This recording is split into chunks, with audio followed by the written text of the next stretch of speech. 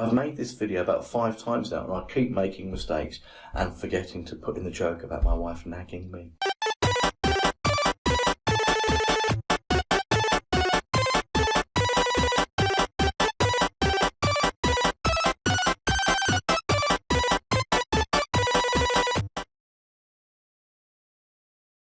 Right, this is going to be quite a long video. There's a couple of things that one thing I want to go through first of all, and that's trying not to duplicate your code. Let's try and make our code as efficient as possible. I want you to consider, we're on the green brick, and the first command says set score to 0. And this, on the yellow brick, the first command says set score to 0. And on the orange brick, set score to 0. And on the red brick, set score to 0. And I'm thinking, whoa, hold on a minute. Why do I need the green brick, the yellow brick, the orange brick, and the red brick all telling me to set the score to 0? It's like being at home with my wife, nagging away. Oh no, David, do this, David, do that. Set the score to 0. Set 4 things on the kids nag. Oh gosh. Joke, my wife's lovely, but she does nag. Oh, honestly, all the time. The whole thing is this. I don't want 4 things telling me to set the score to 0. That bit of code is kind of, well, it's necessary, but not 4 times. So what I'm going to do is get rid of it from the green brick. I'm going to go to the yellow brick, and I'm going to get rid of it from there. And then I'm going to go to the orange brick, and I'm going to get rid of it from there. And then you're probably thinking, well, only 1 brick's doing it, that's fine, only the red brick's telling you.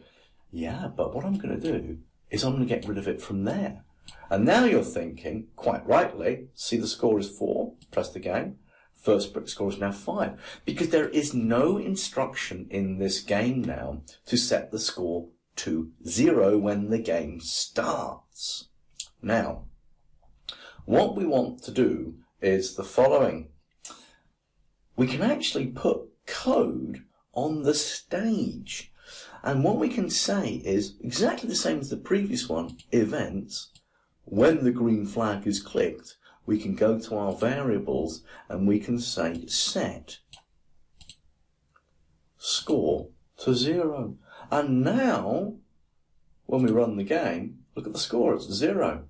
And now it's at 1, so I'll stop the game, the score is at 1, press the green flag, it's at 0. So I can actually put code on the stage as well. So it doesn't have to be just on the paddle, the ball, or the bricks.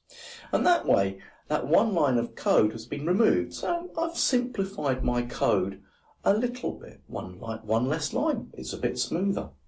Smoother? That's not the right word. Efficient is the better word. Anyway, you will the eagle-eyed amongst you will have noticed there's actually another variable here called lives. And that's primarily because I've made this video about 5 times now and I keep making mistakes and forgetting to put in the joke about my wife nagging me. Which she does. Lots. Luckily she's not here at the moment. She's out at some horse show with my children. That's why I can make videos and not get nagged. Anyway. It doesn't nag me, it's just a joke. She doesn't, she's very lovely. What we also want to do is when the game starts, so let's go back to the backdrop, we want to set the number of lives. We're going to set the number of lives to being 3. And you'll notice the score is there, but the lives are not up here. Tick the box. There they are. Lives 3, score 0. That makes sense. But of course, what we want to happen is every time the ball is missed, the lives go down. What we really want to happen is this. Let's imagine now. Oh, let's just put that. Actually, let's put that to start for a second. There we go. Let's imagine now the ball is down here and my paddle's over here. What I really want to happen is at that point for the game to say, right, your lives are down to 2, and then ball, go back to where you started from at the beginning of the game and pick a random direction and off you go again. But maybe I'll have that perhaps wait there just for the 1 second. So how do we do that? Well, to do it, what we need to do is we need to head back to the ball. And what we need to include is another if instruction, which we can get from in control. And I'm going to put that inside the forever loop. So the ball is basically doing a number of things. 1, it's moving. 2, it's detecting if there is an edge. 3, it's detecting if there is a paddle. Actually doing 5 things. 4, it's receiving messages that when it's been hit, it's going to point in a different direction. But we also need to say, if the... I'm going to get it right now. Hold on a minute. It's the y-axis. If the y value of the ball is down here, well, actually, what would the y value be?